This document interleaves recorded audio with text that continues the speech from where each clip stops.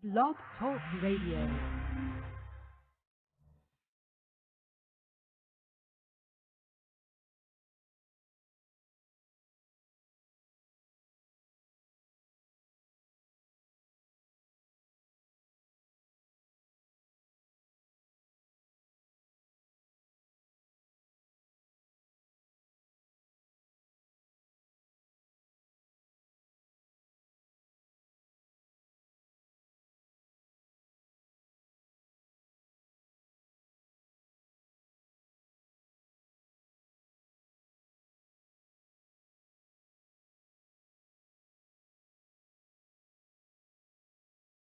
Boa noite, meus amigos. Estamos aqui de volta. Como sempre, começamos esse programa invocando a Santíssima Virgem Maria, o Santo Padre Pio de Pietrelcina, para que roguem a Deus que nenhuma injustiça se cometa nesse programa. E lembrar aqui a vocês o curso sobre filosofia de Eric Voegelin vai ser dado aqui em Colonial Heights de 27 de abril a 2 de maio. Inscrições aí pelo telefone 041-8884-6993. Esse é um curso sui generis. Também, chamar a atenção do pessoal de Porto Alegre. E Porto Alegre começará no dia 28 de março. O curso é do meu filho Luiz Gonzaga de Carvalho Neto sobre simbolismo e cosmologia. Tem uma turma em Porto Alegre, uma turma em Paranavaí. Se formando, Paranavaí começa 25 de março. E Porto Alegre começa no dia 28 de março. Rio de Janeiro e São Paulo, o curso já começou. Então, inscrições 041-8884-6993, 9974-4443, 3527-0987 e 3262-0100. Tudo isso Curitiba, 041. Ou então, no site do IPD, www.ipd.org.br, Instituto Paraná de Desenvolvimento, ou no site do próprio Luiz Gonzaga de Carvalho Neto, da http:// sem www, luizgonzagadecarvalho.com, Luiz com Z. Muito bem, aqui o Júlio Severo me manda aqui uma transcrição de uma entrevista interessantíssima que ele deu para uma revista gay. Eu não sei o nome da revista e também não sei se a coisa vai ser publicada, ou pelo menos vai ser publicada na íntegra, né? Mas se não sair na revista gay, vai sair no meu site, no Mídia Sem Máscara, no próprio site do Júlio Severo. Essa entrevista está realmente muito boa, né?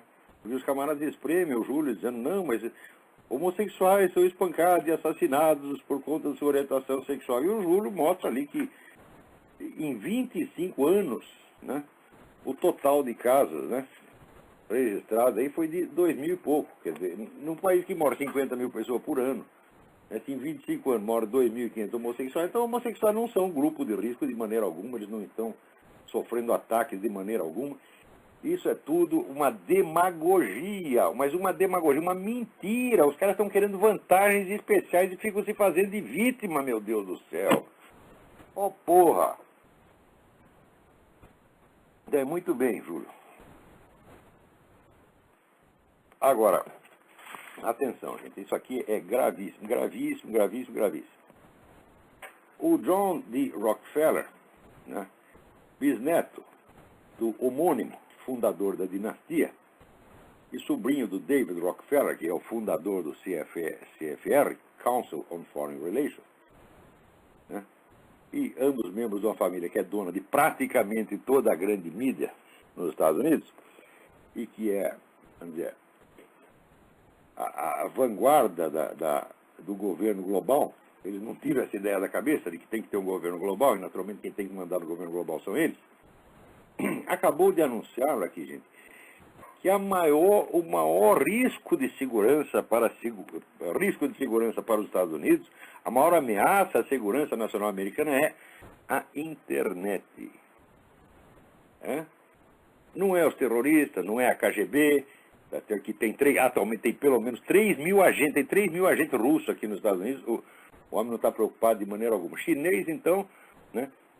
Chinês vem aqui e compra, né, fórmula de armas ultramodernas, compra na loja, entendeu? Compra os equipamentos na loja e vai lá e monta, né? E depois ainda recebe indulto do presidente, como aconteceu no tempo do Clinton. Tudo isso aí para ele não tem problema, né? O fato de você ter da própria presidência da República, né, um sujeito que tem ligações perigosíssimas com o pessoal ligado ao terrorismo islâmico, também não é ameaça de jeito nenhum, né?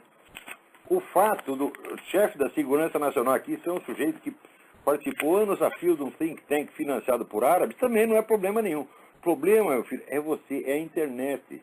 Está vendo vocês aí que ficam o dia inteiro no computador, né? Os nerds, vocês são um risco para a segurança nacional americana. Então, essa declaração, esses caras não falam coisa à toa, isso não é simplesmente uma opinião. Você pode ter certeza que, assim como essa gente, essa família em particular, controlou a mídia americana, tá certo? E criando uma situação de censura, como só existiu na União Soviética, onde notícias fundamentais são sonegadas a toda a população, enganando todo mundo. Esses camaradas que criaram isso, agora querem fazer a mesma coisa na internet. E se não forem impedidos, certamente farão. Agora, como impedir esses caras? Eu digo, só se houver, vamos dizer, uma tempestade de processos judiciais contra o sujeito. Quer dizer, evidentemente isso aqui há um intuito golpista nessa coisa. Quer dizer, já estão dando golpe há muito tempo. A própria eleição do Barack Obama foi um golpe. Não adianta nada os caras dizer que, não, a população, né, já decidiu quanto à elegibilidade do Obama na hora que elegeu. Mentira, a população não foi sequer informada que havia um problema de elegibilidade, porque isso foi censurado em toda a grande mídia. Depois que passou a eleição, bom, daí começaram até a falar, né? Porque a teoria da conspiração, peraí, é teoria da conspiração dizer que o Obama jamais mostrou a certidão de nascimento? Não, isso é um fato puríssimo, não tem teoria da conspiração nenhuma. Você pode interpretar como quiser, né? Mas o fato está aí, o homem não mostrou nem esse documento e praticamente não mostrou documento nenhum. Quer dizer, a vida dele é um mistério. Ele faz o mistério, né? E na teórica da conspiração são os outros. Ora, porra! Né? Agora, essa notícia aqui saiu num artigo do Kurt Nimmo, Nimmo, no site Infowars, que é do Alex Jones. Eu não sou um grande fã do Alex Jones, eu acho que ele interpreta muita coisa errada, mas como fonte de informação é sempre útil, tá certo? E aqui está a declaração transcrita do John D. Rockefeller, então sabemos que esses camaradas já estão, né, já estão aprontando alguma coisa. Na verdade, veja, o sujeito diz aqui, o Rockefeller diz que desde o 11 de setembro houve 3 milhões de ataques cibernéticos ao Departamento de Defesa. É mentira! Ataque significativo não houve nenhum. Não aconteceu nada, absolutamente nada. Quer dizer, ele está querendo impedir, vetar a circulação de informações. E eu acho essa família a peste da história americana, a peste, porque se não fosse o Rockefeller, não existia esquerda na América Latina, não existia MST, não existia nem FARC, nem coisa nenhuma. Esses caras são os grandes protetores de bandido, comunista, terrorista no mundo. Já foram denunciados por isso em 1956, numa comissão parlamentar de inquérito, comissão Rees. 1956 já tinha ali a prova definitiva de que, naquele tempo não era... tinha outras fundações também, entre as quais a Rockefeller e a Ford. Estavam manifestamente favorecendo a infiltração de comunista aqui, porra. Em 56. Agora você imagina, passou, né, 53 anos, mas como é que o negócio está agora? Quando eles estão muito mais ricos do que jamais foram. Então, rico louco é o flagelo da humanidade, está entendendo? Você põe dinheiro na mão de um idiota, põe dinheiro na mão do filho da puta, olha o que ele faz. Agora, eu não entendo, o sujeito já é rico, já tem tudo que quer, ainda quer mandar nos outros, mandar no mundo. O que é isso, porra? Né? O cara não merece nem respeito. Você já está rico, está satisfeito, ainda quer que eu te respeite? Que merda é essa, porra? Está querendo muito, né? Muito bem, agora aqui eu recebo um e-mail do Tiago Benner Ricardo, que é muito simpático, mas com uma argumentação aqui contra o que eu disse no meu artigo, O Deus dos Palpiteiros. Como é um sujeito muito educado e é meu leitor usual, tá certo? Mereceria uma resposta até mais meticulosa do que eu posso dar aqui, tá certo? Mas ele diz, tive a impressão de que o senhor imagina que os ateus devem ou querem provar algo, mas isso revela um equívoco. Os ateus afirmam que a existência de Deus não está provada.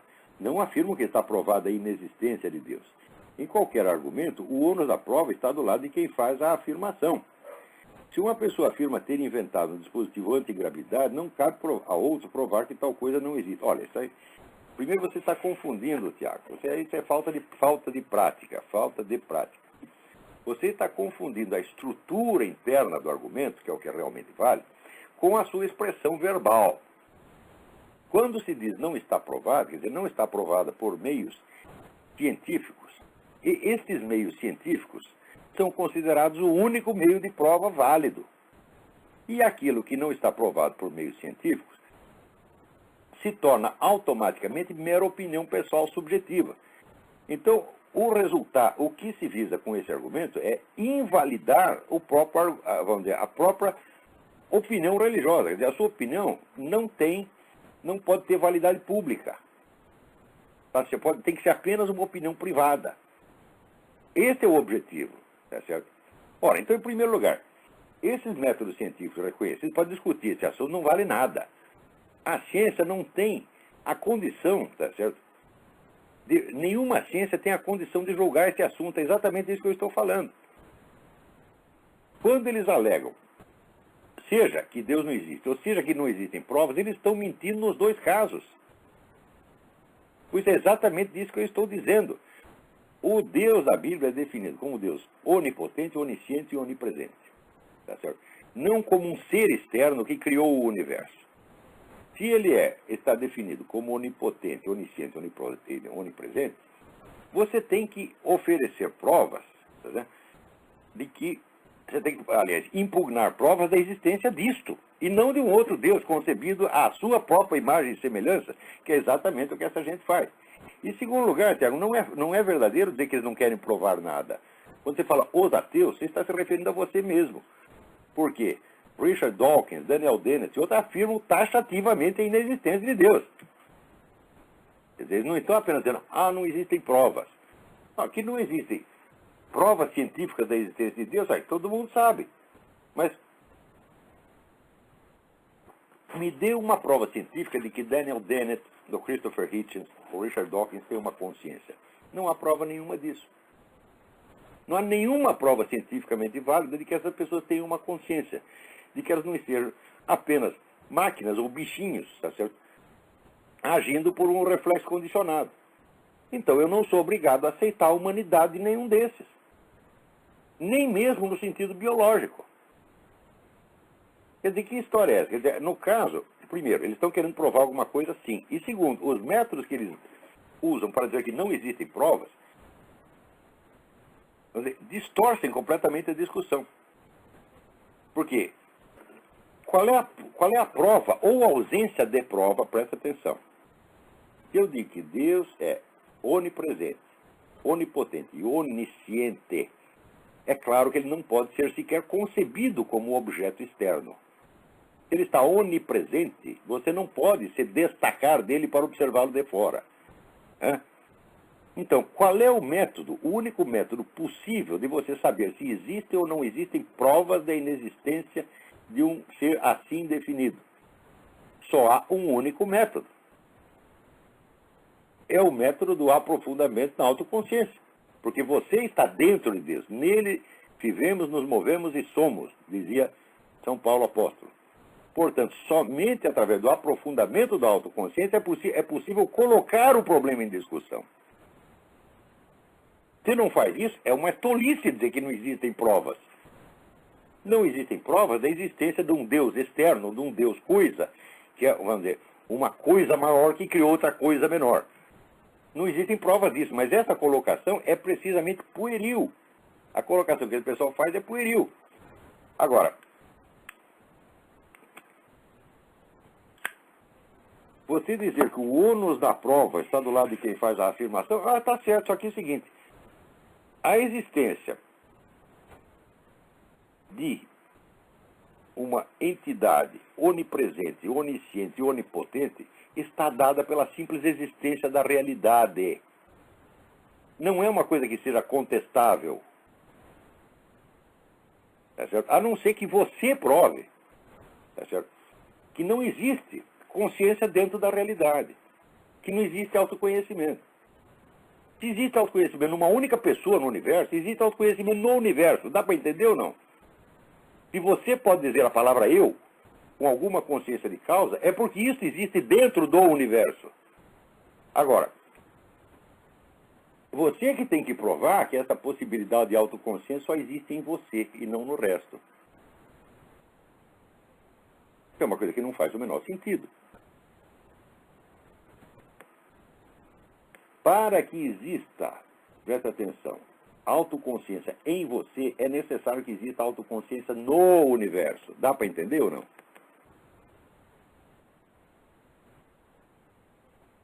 Se essa autoconsciência se atualiza mais efetivamente em alguns seres do que em outros, isso não quer dizer que ela não esteja presente em parte alguma. Porque no mais simples ato de conhecimento, quando você olha e vê uma pedra, na hora que você vê uma pedra, a pedra está lhe passando alguma informação. Está lhe passando informação sobre a presença e a estrutura e as propriedades dela. Tá certo? Se você disser que essas propriedades não são inteligentes de maneira alguma, que ali, é a mesma coisa que você dizer, ali não há nenhuma informação. Há apenas a presença inerte de um corpo. Eu digo, mas se a presença inerte de um corpo, no qual não há inteligência alguma, como é que você pode estudar a estrutura da pedra, meu saco? Eu, modestamente, eu acho que as pedras entendem muito mais de mineralogia do que todos os mineralogistas do mundo. Então, quer dizer, o conjunto enormemente complexo das leis mineralógicas está gravado na realidade. Então, você tem ali uma espécie de autoconsciência em estado passivo que se atualiza quando você toma consciência dessas coisas. Assim como em você mesmo. Dentro de você mesmo, tá certo? Existem partes que são autoconscientes neste momento e outras partes que são autoconscientes em modo latente. Por exemplo, quando você percebe uma alteração qualquer no seu organismo, tá certo? Essa alteração só é percebida a partir do momento em que acontece. Tá certo? Mas a capacidade de ela tornar-se consciente já está lá, senão jamais se tornaria consciente. Quer dizer, aquilo que é real já era possível antes de ser real. Senão jamais aconteceria. Então, quando se diz que Deus é onisciente e onipresente, ele não está presente sob a mesma modalidade, com a mesma intensidade em todos os lugares. Tá certo? Senão, nós poderíamos, por exemplo, canonizar um gato. Você está entendendo? Então não é disso que se trata, você está fazendo uma confusão. A existência de onipresença e onisciência é uma coisa autoevidente. E aquele que levanta a objeção, ele diz, não existe isso aí. É esse que tem que provar. Note bem, quando você dizer que o ônus da prova pertence àquele que faz a afirmação, você está dizendo uma coisa tão absurda, mas tão absurda, mas tão absurda que você nem tem ideia do que está falando. Primeiro, toda e qualquer prova repousa em alguma premissa e assim recua indefinidamente até você chegar em premissas que não são provadas, mas são autoevidentes. Tá certo? Quer dizer, o primeiro sujeito que percebeu, por exemplo, o princípio de identidade, já que uma coisa é ela mesma e não outra, teria que provar isso, meu filho. Todas as provas dependem disso. Se o ônus da prova cabe a quem faz a afirmação, a primeira afirmação não poderia jamais ser feita. Isso tornaria impossível o raciocínio humano. O que você falou é uma absurdidade tão descomunal, mas tão descomunal. E eu sei, você não falou por mal, você falou pura falta de prática. Não, meu filho, o ônus da prova cabe a quem contesta. Tá certo? Não a quem faz a afirmação, porque acreditar na existência da realidade, acreditar na identidade das coisas, então, é uma coisa espontânea do ser humano. Se você contesta, você é que tem que provar a sua contestação. O fato de que os primeiros princípios da lógica não possam em si mesmos ser jamais provados, e que deles depende a prova de tudo mais, já te demonstra com a máxima clareza que não é possível isso que você está dizendo, que o ônus da prova cabe a quem afirma. Porque qualquer coisa que você afirme está baseada no princípio de identidade. Qualquer uma. E o princípio de identidade você não pode provar. Então, é o seguinte, ninguém que diga coisa nenhuma pode provar nada, porque ninguém pode provar o princípio de identidade. Agora, se não pode afirmar coisa, também não pode provar a afirmação, também não vai poder provar a negação. Então, olha, isso é falta de prática, isso é desejo de discutir coisas para as quais você não tem o preparo técnico. Agora, que você não tem o preparo técnico, está certo, você é um jovem, está começando a estudar. Agora, o seu Richard Dawkins, que escreve livro lido no mundo inteiro, o seu Daniel Dennett, que diz que é filósofo, é absolutamente imperdoável que eles queiram discutir Deus quando eles nem sequer apreendem o conceito. Eles querem provar que não existe uma entidade, né, um ser que criou o universo. Eu digo, peraí. Então, primeiro, eles estão distinguindo entre Deus e o universo como se fossem duas coisas. A relação que eles veem entre Deus e o universo é a relação de sujeito e objeto. Não é a relação do transcendente e do imanente. Deus não é uma coisa externa que criou o universo. Deus é transcendente. Aquilo que transcende, por natureza, abrange. Né? Deus não poderia criar o universo e ficar fora do universo uma única fração de segundo. Você está entendendo? Quer dizer que a criação do universo, quer dizer, é uma das propriedades internas de Deus. O universo não está para Deus como uma coisa, entre aspas, que ele criou, mas como a expressão de uma de suas propriedades internas. É por isso que São Paulo diz que nele vivemos, nos movemos e somos. É como se dissesse, nós estamos dentro do universo, e o universo está onde? O universo está dentro de Deus.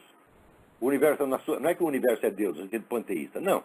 Você tem um universo e para além do universo você tem infinitude, eternidade, etc, etc. Ora, onde está o universo se não dentro da eternidade? Se estivesse fora da eternidade, não poderia existir por um único segundo. Então, se Deus é eternidade, absolutidade, infinitude, etc, etc, ele não pode estar ausente, portanto você não pode observá-lo desde fora. Você só pode compreendê-lo por participação. Você tem que intensificar a sua participação nesse senso de realidade universal para você entender do que a Bíblia está falando. E é isso que eles não entendem e você também não está entendendo. Só que você está agravando o negócio na hora que você diz que o ônus da prova cabe a quem faz a afirmação. Isso é totalmente absurdo.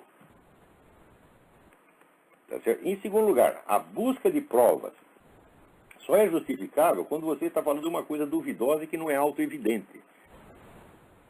E a busca da prova científica só é legítima dentro daqueles territórios já perfeitamente recortados e definidos pela ciência. Você sabe o que é uma ciência, Tiago? Ciência é o seguinte, você faz uma hipótese de que um certo campo de fenômenos tem uma certa homogeneidade. E que essa homogeneidade é definida por certas constantes. Em seguida você vai investigar essas constantes. Isso quer dizer que, em primeiro lugar, nenhuma ciência pode estudar a realidade concreta. A ciência só pode estudar recortes feitos hipoteticamente. E tudo que ela diz só vale dentro desses recortes feitos hipoteticamente. Nenhuma ciência pode dizer A sobre a realidade concreta, porque o conceito de realidade concreta não existe para a ciência. Agora, Deus só pode existir, meu filho, como realidade concreta.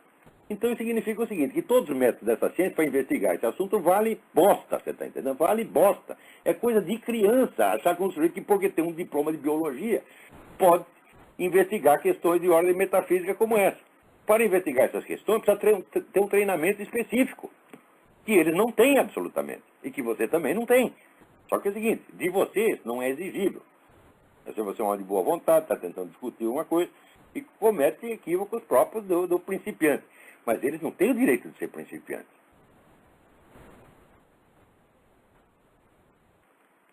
Me pareceu que o senhor quis dizer que os ateus não têm discernimento espiritual e dificilmente poderiam criticar a experiência teísta de Deus. Primeiro, teísta, você chamar um católico de teísta, um cristão de teísta, já é ofensivo. Teísta é Voltaire. Se nós somos cristãos, é outra coisa completamente diferente. Então, primeiro, aprenda a diferença disso aí. Ele diz: os teístas não apresentam qualquer meio independente de testar o discernimento espiritual. Bom, se for teísta, já não tem discernimento espiritual próprio. Segundo, os cristãos, esses sim, têm meios de testar o discernimento espiritual. E você, antes de dizer que eles não têm meios, você deveria estudar a bibliografia existente. Quer dizer, o discernimento espiritual é uma prática de autoconhecimento que lhe permite ver que tipo de inspiração você está recebendo. Da onde vieram as suas inspirações. Ora, Tiago, eu já fiz esse teste centenas de vezes. Você pergunta para as pessoas de onde que elas tiraram certa ideia, certa opinião que elas têm, elas não sabem de onde veio a ideia. Ou seja, em vez de narrar, olha, essa ideia veio parar na minha cabeça por tal meio, assim, assim, assim, eu li, ouvi falar, foi meu vizinho que falou, foi uma ideia que me ocorreu, etc. Não sabem. Em vez disso, começam a argumentar em favor da ideia. Ou seja, em vez de contar a história, inventam um argumento para defender. Ou seja, não tem autoconhecimento nem mesmo nesse nível. Tá? Então, você primeiro precisa aprender isto, tá certo? Para depois você aprender as várias fontes de inspiração das suas ideias, e daí você praticar o discernimento espiritual. Quer dizer, olha, os teístas, quer dizer, os cristãos, não tem meio de testar o discernimento espiritual. Aliás, você quer dizer testar cientificamente? Por esses métodos de merda dessas ciênciazinhas que tem aí? O que é isso, meu filho? Ciências que jamais se conseguem se explicar a si mesmas. Quando elas descobrem o negócio, elas descobriu lá, né, a existência dos quanta. Até hoje eles não sabem o que é. Não é possível entender nada por métodos da ciência. Não é absolutamente nada. Porque ciência se baseia na racionalidade humana. A ciência não pode testar retroativamente a racionalidade humana. Ela é dependente da racionalidade. Primeiro você precisa conhecer o princípio da razão para depois você entender o que é ciência. Agora, o próprio fato de acreditar que existe um meio independente de testar isto ou aquilo, meio independente quer dizer meio científico. Que besteira é essa? Existe meio de testar, mas não meio independente. Quando você diz meio independente, você quer dizer o seguinte: aquele meio que possa ser usado por qualquer pessoa. Milhões de pessoas testam e obtêm a mesma coisa. Eu digo, mas isso é absolutamente autocontraditório com a própria natureza do conhecimento. Tudo aquilo que pode ser testado por todo mundo é um conhecimento secundário, tá certo? Que não se refere à realidade concreta, mas se refere a certos recortes já previamente feitos que são conhecidos uniformemente por todas as pessoas. Nenhuma questão fundamental pode ser testada independentemente. Né? Eu lhe dou um exemplo. Você é testemunha de um assassinato. Você viu um sujeito matando o outro. O cara não deixou pista, não tem nada, só você viu. Qual é o meio de testar isso independentemente? Não há nenhum. Agora, você quer ter mais certeza do que essa? Você viu, você era testemunha, você estava lá. Você era a única pessoa que estava lá. Esse conhecimento é de uma validade extrema. E, no entanto, não há nenhum meio independente de testá-lo. Mais ainda, qualquer meio independente de testar o que quer que seja, depende do depoimento das várias pessoas que testaram. Ou seja, se não há conhecimentos que são válidos, universalmente válidos, absolutamente válidos, o que são inacessíveis a teste, também não há validade de teste algum. Você está entendendo o loop, a confusão em que você está entrando? Então, vai ter que estudar esse negócio melhor. Mas eu ainda não vou comentar o resto, porque qualquer hora eu vou dar uma aula baseada nisso. As suas perguntas são boas. Né? Espero que tenha entendido até agora. Vamos lá.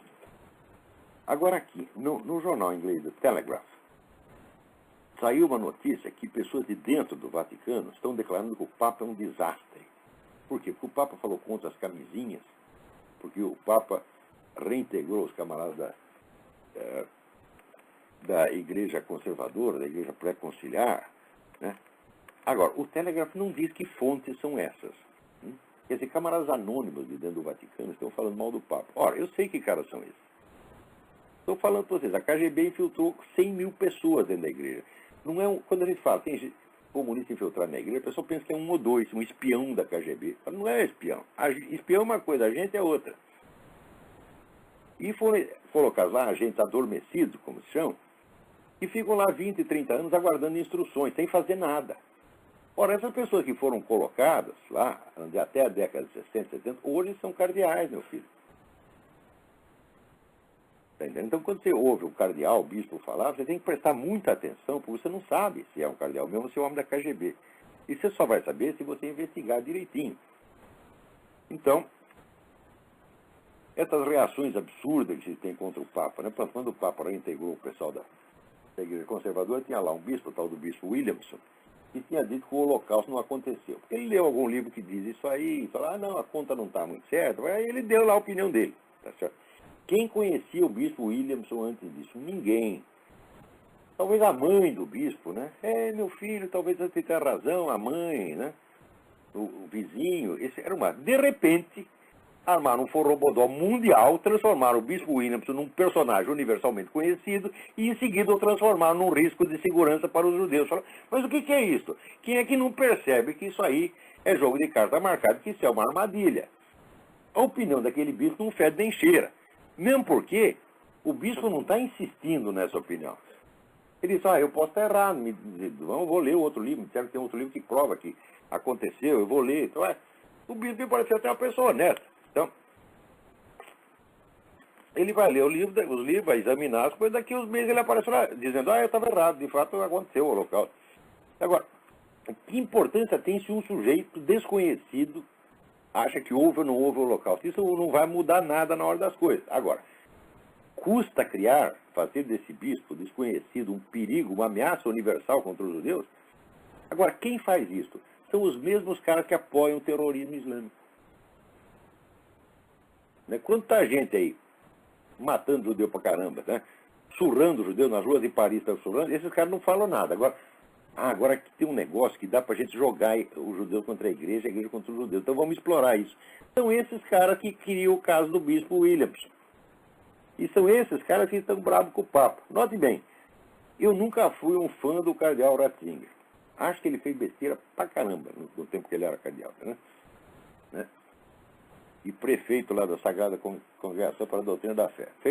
Eu acho que ele fez muita bobagem. Inclusive alisou muito a cabeça dessa turma de Teologia da Libertação, porque o pessoal da Igreja Conservadora é excomungado. Agora a turma de Teologia da Libertação chamava lá, o cardeal Ratzinger falava, não, meu filho, não faz mais isso, não está pegando bem, fique quieto uns 2 meses, depois você volta a falar tudo. Né? E deu o caso do Galileu, né? Mandaram ele ficar quieto. Né? Então, ele desmentiu a coisa na hora, daí mandaram ele volta para a universidade, só que na universidade ele podia voltar a falar tudo a mesma coisa de novo. Quer dizer, é uma pizza, evidentemente, era um acordo, né? Porque o Galileu era sobrinho do Papa, era afilhado do Papa. Né? E, no entanto, fazem do Galileu o mártir da ciência. Né? Então, aqui, essa teologia da libertação aconteceu a mesma coisa. Tanto que, vocês tem muito católico que diz que a teologia da libertação foi derrotada, está acabada. A teologia da libertação nunca pode crescer. A teologia da libertação domina a América Latina hoje em dia. E o que fez a igreja? O que fez o Vaticano contra isso? Nada. Absolutamente nada. Fez lá 2 ou 3 declaraçõezinhas. Agora, o que tinha que fazer é o seguinte, tinha que tirar esses caras da igreja, tem que excomungar todo mundo. Diz, vocês são comunistas, estão automaticamente excomungados. É isso que tinha que fazer. Tá certo? Dom Helder Câmara tinha que ter sido excomungado. Agora, nenhum Papa teve coragem de fazer isso, tá certo? Para evitar o escândalo. Eu acho que, para mim, no meu modesto entender, o escândalo muito maior é essa gente estar falando em nome da igreja. Tem um negócio chamado CNBB, que é um órgão particular sem autoridade sobre os bispos, né? Que autoriza a si próprio a desautorizar o bispo Dom José Cardoso. Eu li nos jornais aí. CNBB desautoriza. Eu digo, mas peraí, o que é a CNBB na hierarquia da igreja? Não é nada, ela não faz parte da hierarquia. Ela é uma entidade católica, mas ela não faz parte da hierarquia. O bispo obedece diretamente ao Papa. E não é assim, o Papa manda na CNBB que manda nos bispos. A CNBB não tem autoridade nenhuma para autorizar ou desautorizar bispo nenhum a fazer ou deixar de fazer o que quer que seja. Então, quando dão essa impressão de que a CNBB está desautorizando alguém, isso é fraude. Agora, alguém vai processar o jornal que publicou isso? Vai lá dar uma queixa na delegacia de consumidores, olha, esses caras prometem uma cobertura honesta e depois me vem com essa história, a CNBB desautoriza e não informa o público que a CNBB não tem autoridade para autorizar ou desautorizar?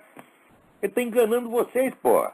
Está enganando o tempo todo a confiabilidade da mídia no Brasil, da mídia inteira no Brasil. E da grande mídia nos Estados Unidos é 0, 0, 0, 0, 0. Então está aqui. Vatican Insiders declare the Pope a disaster. Disaster é esses caras aqui. Quer dizer, é gente da KGB lá dentro, que fala em nome da igreja, às vezes abusando, né, do público. Por exemplo, não digo que esse cardeal Fisichella seja um deles, mas ele publicou um artigo no Observatório Romano criticando o Dom José Cardoso. Automaticamente o pessoal diz, Vaticano desautoriza, etc, etc. Mas escuta, o Observatório Romano não é a opinião oficial do Vaticano. Quando é a opinião oficial do Vaticano, é publicada como tal. Isso é apenas a opinião do cardeal Renzo Fisichella. Ele tem o direito de ter a opinião dele. E qualquer cardeal pode publicar artigo no Observatório Romano, falando a favor ou contra o que ele quiser. Agora, no Brasil isso é vendido como se o Vaticano tivesse desautorizado, quando na verdade o Vaticano aprovou e sustentou o Dom José Cardoso e tem lá a mensagem oficial do Vaticano aprovando o cara. Espera aí, tem alguém na linha. Vamos lá. Alô? Alô, quem é? Olá, boa noite. Aqui é a André Nogueira aqui de Salvador, tudo bem? Tudo bem, André? Opa, Olavo, desculpa, não sei se estava interrompendo alguma coisa, que eu não estava conseguindo ouvir seu programa pelo computador, mas a pergunta é rapidinha. É que você sempre recomendou, no site e através dos seus escritos, aquele livro do Mortimer Adler, How to Read the Book. Sim. Ele é um grande apoio realmente para auxiliar na leitura, mas eu vejo assim que especificamente livros de não ficção, livros de estudos e tal. Queria saber se você teria uma recomendação assim à altura a respeito que nos ajudasse a melhorar a nossa leitura a respeito de livros de literatura, ficção em geral, se você teria alguma recomendação nesse nível. Olha, eu não conheço as novas edições do livro How to Read a Book. Eu sei que eles alteraram o livro, mas na primeira edição, da qual existe uma tradução excelente no Brasil, pela editora Agir, há um capítulo muito bom sobre a leitura de obras de ficção. Então você não precisa procurar outro livro, você simplesmente procura no Brasil, porque eu conhecemos no Brasil, tem um negócio chamado estantevirtual.com.br. Ah, eu conheço isso. Procura no Estante Virtual, vê se você acha a primeira edição, publicado pela editora Agir. Tá legal então. Eu, sinceramente, eu achei que a primeira edição ficou melhor que a segunda. Depois que eles mudaram o negócio, complicou um pouco, né? Porque eu comprei a última até nos Estados Unidos, aí ali aqui inteiro, e realmente não tem. O que tem de ficção é muito pequeno, assim, é muito vago, superficial, né? E ele investe mesmo nessa parte de livros de sociologia, filosofia, porque a ideia deles é o seguinte, a ideia deles era a formação do cidadão bem informado. Eles não visavam formar um estudioso, erudito, nem nada. Né? Então eles escolhiam os livros pela importância que podia ter para a formação de uma opinião média razoável. É essa a ideia, tá certo? Hoje, inclusive, eu não adoto esse método. Eu aprecio muito, sou um grande admirador do Adler, mas eu não sigo o método do Adler. Eu o apliquei quando era jovem. Né? Eu peguei esse livro, que chamava no Brasil A Arte de Ler, e segui aquele programa que eles deram, e devo muito a isso. Mas depois eu vi que tem meios muito melhores de fazer a coisa, e que, inclusive, se você está tentando educar as pessoas com outro objetivo, que não a formação do cidadão americano, né, você tem que introduzir alterações nesse método. Então, agora, existe uma infinidade de livros bons que pode ajudar você Você acha que aqueles do Northrop Frye, que eu já comprei, mas não abri, isso aí ajuda também? O Northrop Frye não vai te ajudar a ler ficção, não. O Northrop Frye está fazendo uma obra de ciência, ele não vai... não é o tipo de livro que você está procurando. O Northrop Frye é o maior crítico literário depois de Aristóteles, né? Mas o objetivo dele não é pedagógico, é um objetivo científico, né? É outra coisa. Mas eu sugiro para você o livro Aspects of the Novel, Aspectos do Romance, do romancista inglês A.M. Forster. O sujeito que escreveu Passagem para a Índia. É um livrinho adorável, entendeu? Aspects of the Novel, né? Aspects of the Novel, Aspectos do Romance. Eu acho que existe uma tradução brasileira, não tenho certeza. Tá, beleza, então, Olavo. Mas eu leio razoavelmente inglês, não tem problema, não. Aspects of the Novel, A.M. Forster. Tá anotado aqui, Olavo. Então, muito obrigado, um grande abraço, muita saúde, muito sucesso aí no programa, que tá excelente. Um abraço, Olavo. Obrigado. Então, eu recebi um monte de carta cumprimentando aqui pela entrevista maravilhosa do padre Paulo Ricardo no programa, né, anterior. Espero que um dia o padre Paulo volte a participar aqui. O nosso programa estará sempre aberto para ele, né? Ele mora no nosso coração e, portanto, ele é acionista majoritário desse programa. Agora, aqui tem um rapaz que me pergunta: prezado Olavo, você sabe dizer por que o senhor Paulo Giraldelli é dito filósofo da cidade de São Paulo? Olha, esse é um dos maiores mistérios da humanidade. Né? Todo mundo já andou investigando isso aí. Né? Lá na Royal Society, né, em Londres, os caras têm investigado esse problema. Né? Tem comissões científicas tentando... Olha, isso é um grande mistério, né? Eu lamento não poder ajudar. Eu acho que o Paulo Giraldelli é o filósofo de Villagnon-Cunha. É uma teoria que eu tenho, mas eu também não posso prová-lo. Tá certo? Muito bem. Agora, aqui, você vê, os pilotos de linhas comerciais americanos, né, cansados de ver avião sequestrado, de ver, né, terrorista estourar avião, pediram autorização para andar armados, para viajar armados, para se autoproteger e proteger os passageiros. Né? E estava todo mundo querendo aprovar isso aí, porque sabe que o mar não está para peixe. Agora o Obama aqui já falou, não, onde já se viu? Não vai ter, não vai ter. Imagina, você pode dar um tiro num terrorista, que coisa horrorosa. Não pode fazer isso. Olha, Obama, desde que subiu lá, ele só tem feito coisa para proteger terroristas, para favorecer os radicais islâmicos, mas é uma coisa assim, tão patente, tão descarada, que não dá mais como disfarçar. Então você já começa a ver um monte de artigos e fala, pô, eu votei no Barack Obama, mas estou decepcionado. Pô, meu, por que não estudou antes? Por que não foi ver quem era o Barack Obama? O Barack Obama tem uma carreira inteira servindo essa gente e ele não vai mudar. Né? É que nem aquela história no Brasil, Lula mudou. Né? É besteira. Quer dizer, você acha que o sujeito repentinamente ele vai? Não é questão de renegar a sua fé. O Obama não tem fé nenhuma, está entendendo? Vai renegar as suas alianças, os seus compromissos com as entidades que o colocaram lá. A prova de que ele não renega é o seguinte, ele subiu no poder, no dia seguinte ele soltou uma verba de 4 bilhões para a Acorn. Acorn é aquela ONG que falsificou milhares de títulos de eleitor para eleger o Obama. Quer dizer, isso já é causa para impeachment na hora, mas não se pode falar. Até quem está decepcionado fala, não, mas agora nós já não podemos pagar esse mico, nós botamos o homem lá, agora nós não podemos voltar atrás.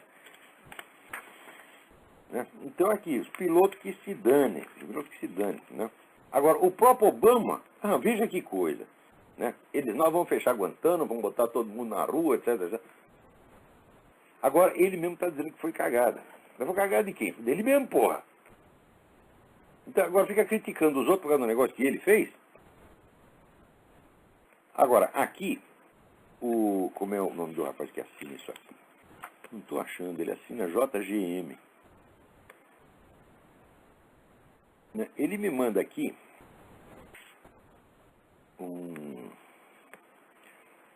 um artigo sobre jovens que tiveram visões, né, de Nossa Senhora na cidade espanhola de Garabandal. É espanhola? É Espanha isso aqui? Eita, agora não dá para ler tudo no tempo. Isso é uma visão muito interessante que vem confirmar tudo o que foi dito em Fátima, né, e dá uma atualização sobre o problema do comunismo. Eu não sei se essas visões são autênticas. O Papa Paulo VI dizia que eram. Dizia que era uma coisa confiável, mas não há um pronunciamento oficial da igreja sobre isso aqui. De qualquer modo, fica aqui a sugestão do site que ele me envia, sem que eu esteja prejulgando se a coisa é verdadeira ou falsa, mas é interessante, www.paideamor.com.br. Dei uma espiada lá e depois me dê as suas opiniões. Agora aqui, Edmar Franco me pergunta, se quase todas as grandes redes de televisão e mídia são de judeus, por que todo mundo fica descendo o cacete em Israel? Fala, raios, eu também passei a vida ouvindo a história. Os judeus dominam os meios de comunicação, eles mandam em tudo. Agora, às vezes, o cara só leva porrada. É isso que eu estou vendo. Essa é a verdade que eu estou vendo. Tem até a piada de que no tempo do nazismo tinha lá, o sujeito tinha lá um grupo de judeus, todo mundo lendo, né, o jornal judeu, escrito em Yiddish, o hebraico, né? E tinham lá lendo o jornal do Partido Nazista, né? E chegaram para ele e falaram, pô, mas por que você não leu os nossos jornais? Por que você está lendo o jornal do inimigo? Ele disse, eu prefiro ler 1000 vezes esse aqui, porque se eu leio o jornal judaico, só está escrito desgraça, nós temos problema, estamos sem dinheiro, estamos ferrados, né? Estamos no rabo da cadeia alimentar. Agora, eu leio aqui o jornal nazista, diz que a gente manda em tudo, que a gente é os donos da mídia, que a gente é dono do mundo. Eu prefiro ler esse, que pelo menos eu fico mais animado. E eu acho que é um caso semelhante, né? Agora, pode ser, tem lá né? O dono seja judeu. O cara do New York Times é judeu. Agora, que tipo de judeu que é? É o judeu que quer bombardear Israel, porra. É um traidor, filha da puta. É o que nem o Noam Chomsky. Entendeu? Agora, eu critico os judeus por quê? Porque eles são molengas com esses caras, você tá entendendo? Eles tinham que botar pra fora, tem que excomungar os filhos da puta. Olha que tá ouvindo aí, Rabino. Próxima vez que o filho da puta dele aparecer na sua sinagoga, dele um pontapé no meio do cu. Você só é judeu na hora que te interessa. Na hora que você precisa da ajuda da comunidade, você vê que eu sou judeu. Depois vai lá escrever mal da gente. Tem muita gente que faz a mesma coisa aí. Olha, as 3 entidades que mais tem traidor por metro quadrado no mundo é os Estados Unidos, a Igreja Católica e Israel. Você está entendendo? Então, um dia essa moleza vai acabar. Então, olha, leiam lá o Iting recomenda que você primeiro limpe sua própria cidade. Aqui, quando deu 11 de setembro, se o Bush tivesse aproveitado para limpar os traidores internos, pegar essa turma da esquerda do Partido Democrata, pegar pela goela, seus filhos das putas, fazer que nem o Capitão Nascimento, né? Quem fez isso aqui? Quem bombardeou? Né? A torre, foi você, seu filho da puta, foi você, não foi o terrorista islâmico, foi você que deu dinheiro para ele, você que apoiou, você que quis botar o cara fora da cadeia. Se ele tivesse feito isso, teria limpado os Estados Unidos, né? E hoje estaria muito melhor do que está. Não teria tido nem essa crise econômica, porque essa crise econômica foi montada por esses mesmos filhos das putas. Tá certo? Só que o homem quis passar a mão na cabeça, dizer, não, nós somos todos patriotas, nós vamos nos juntar contra o inimigo externo. Tá? E os democratas que se fizeram de bonzinho, né, fizeram do discurso patriota durante 2, 3 dias e depois começaram a dar facada nas costas. Em Israel o cara faz a mesma coisa, porra. Né? Então junta tudo, ó, vamos juntar todo mundo contra quê? Contra o bispo Williamson. Né? Ou contra o Mel Gibson. Grandes perigos, né? Os maiores perigos para Israel são o bispo Williamson e o Mel Gibson. Né? Agora, e os terroristas islâmicos? Esses não. Esses são lutadores pela liberdade, né? Quer dizer, que porra?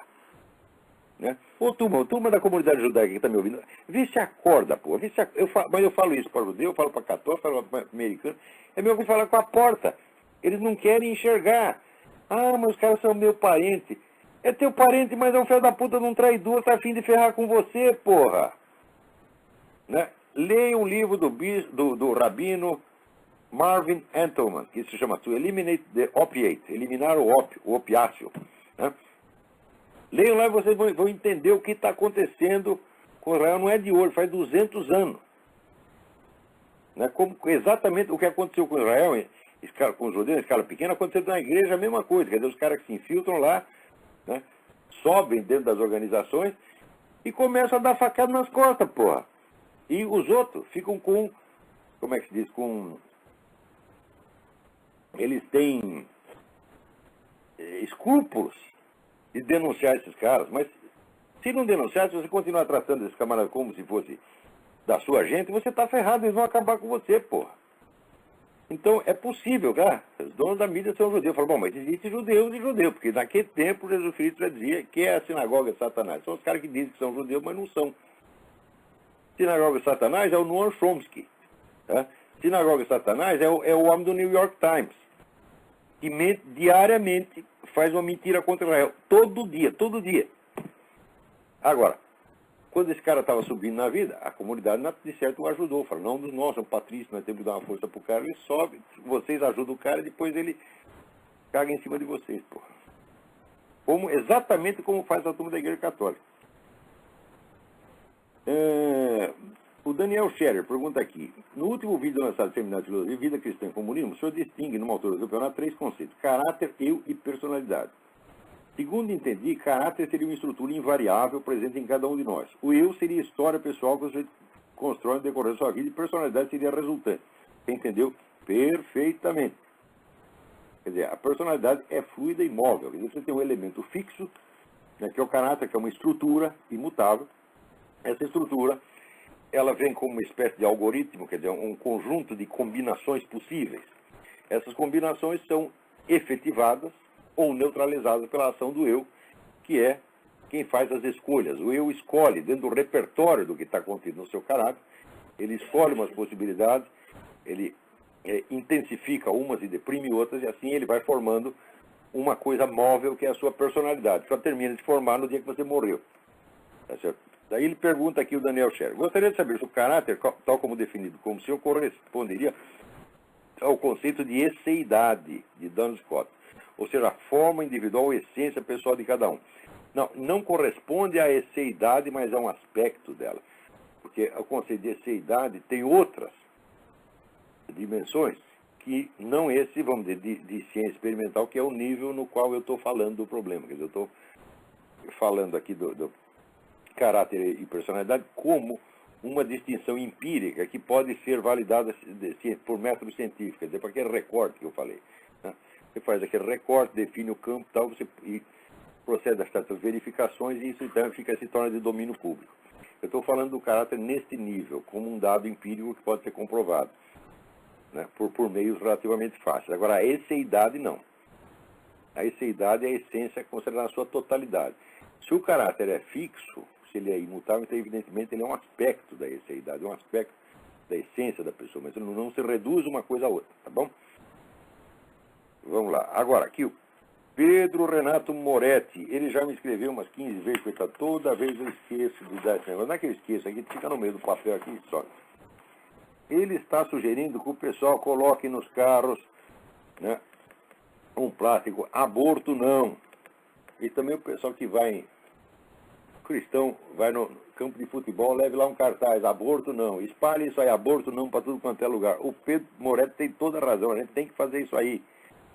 Né? Agora, eu não estou aí, eu não posso colocar nem cartaz, nem plástico em lugar nenhum. Então, quem está, por favor, que, né, se mexa. Vamos lá. Olha aqui, o Alex Antunes Borges mostra aqui, os marxistas marcam presença no documento da campanha da fraternidade. Mas eles sempre tiveram lá, tem uma campanha da fraternidade, foi invenção de comunista, porra. E olha, CNBB não merece confiança em nada. Primeiro, eles têm que avisar as pessoas. Olha, CNBB é um órgão privado que não tem autoridade nenhuma. A CNBB é apenas opinião de um grupo de bispos. E não tem autoridade sobre bispo nenhum. A CNBB não pode mandar um bispo fazer ou desfazer. Eles têm que avisar o público disso. Eles sabem perfeitamente disso. Porém, você lê a Conferência Nacional dos Bispos do Brasil, dá a impressão que é um órgão da hierarquia e que tem comando sobre os bispos. Não tem, a CNBB é que nem um sindicato. Né? Se você quiser trabalhar e não se sindicalizar, você tem direito. Agora, quer dizer, entre você e o seu empregador, né, o sindicato entra na negociação se você quiser. Quer dizer, se o bispo quiser aceitar a CNBB, tudo bem. Agora, se não quiser, a CNBB não pode fazer nada. Agora, a pretensa autoridade da CNBB foi inteiramente criação da mídia brasileira, que é um bando de filha da puta, confiabilidade zero. Né? Vamos lá, o que mais temos? Atenção, queria avisar vocês aqui que na segunda aula do curso de filosofia que eu estou dando, curso de 5 anos, já está à disposição dos alunos na página www.seminariodefilosofia.org. Isso é para os alunos do curso, não é para todos os membros do seminário. Tem gente que está trabalhando no seminário só para pegar as gravações, mas não está fazendo o curso. E tem pessoas que não fazem nenhuma coisa nem outra. Tá certo? Então, para quem é aluno do curso, a segunda aula já está online. Pode ir lá e pegar. Mas não repasse para ninguém, hein? Esse é para vocês. Tá? E quem quer se matricular no curso pode a qualquer momento em edição extraordinária. Quer dizer, a qualquer momento que você chega, você recebe todo o material anterior do curso. Tá certo? E não vai ter um grande problema, porque você diz, mas eu vou pegar atrasado, eu vou ter que fazer um monte de lição de casa, etc. A lição de casa, primeiro, é muito maneira. E segundo, se você entrar depois, naturalmente, a sua, vamos dizer, a parte prática do curso acompanhará o seu ritmo e não o dos anteriores. Senão não vai espremer o sujeito. Você entrou depois de 2 anos, vai ter que fazer todos os trabalhos até a semana que vem. Claro que não é assim. Né? Então, o nosso tempo aqui está acabando. Deixa eu ver, nós temos apenas aqui mais 30 páginas né, de notícias. Né? Olha aqui, olha aqui. Aqui, essa turminha da esquerda, inclusive, né? Ordem dos Advogados do Brasil, né? Instituto de Advogados, isso aí é tudo órgão da esquerda, né? Estão fazendo lá um encontro para discutir a ALCA e quem está lá?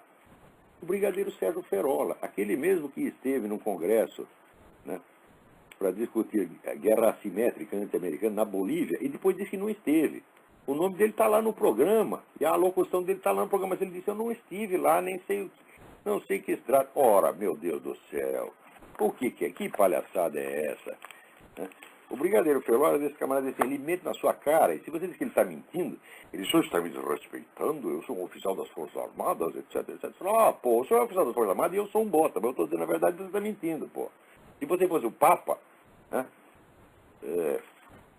e mentisse, nem por isso ia ter que aceitar o que você está falando. Né? Porque o Papa, você vê, se o Papa erra, se comete um erro grave, o fiel católico tem obrigação de ir lá e dar uma bronca nele. Né? Agora, aqui, né, mas no Brasil esse negócio de hierarquia, né, e respeito pelas pessoas importantes, está acima da verdade, está acima de Deus. Quer dizer, o Brasil é o país do respeito humano, é o país da puxação de saco. Aqui, eu não respeito brigadeiro Ferola nenhum. Pessoal, meus amigos das Forças Armadas que me perdoam. As Forças Armadas é uma instituição maravilhosa, a instituição mais digna que tem nesse país. Mas esse cara, eu já provei para vocês, ele é um enrolão, ele é embrulhão. Tá certo? É um que nem um menino, moleque. Ferola, você é um moleque, você está entendendo? Você não vem discutir comigo porque eu te desmascaro, rapaz. Então não se meta, não se meta. Fique quietinho no seu canto. Certo? Agora, aqui eu recebo da Graça Salgueiro uma notícia de que uma garota numa escola, né, bateu lá na professora, a professora se machucou, teve que ir para o hospital e tal, e daí a aluna alegou que foi vítima de racismo. Ela não esclareceu que crime de racismo foi, como é que foi isso, quer dizer, não deu detalhes. Isso aí é desculpa, porra, é desculpa. Agora, esse pessoal na escola está sendo incentivado a bater em professor. Não tem aquele cara daquele sujeito que colocou fogo na cabeça da professora, ameaçando desfigurar a pessoa para o resto da vida. Uma coisa gravíssima é que a Secretaria de Educação disse que não ia punir o rapaz para não atrapalhar os seus estudos. É que estudo, o lugar de deixar a puta na cadeia, e o lugar de vocês, da Secretaria de Educação, também é na cadeia, porra. Vocês incentivam a criminalidade. E no caso dessa menina, pode ter certeza também. Né? A mídia inteira vai dar razão para a menina, simplesmente porque ela alegou, não precisa provar. Alegou racismo, já está. Isso é que nem lei de cota. Você chega lá um sujeito louro de olho azul, né, chamado, como é seu nome? Wolfgang Hofmeister. Né? Qual é a sua raça? Preto. Toma lá sua cota. Puta vida. Tem alguém aí na linha? Vamos rapidinho. Alô? Alô? Alô? Caiu a ligação, mas também não dá mais tempo. O nosso tempo acabou. Alô? Está muito ruim a ligação, não dá tempo. Já acabou o nosso tempo. Eu não vou poder atender, lamento muito. Então até a semana que vem, muito obrigado a todos.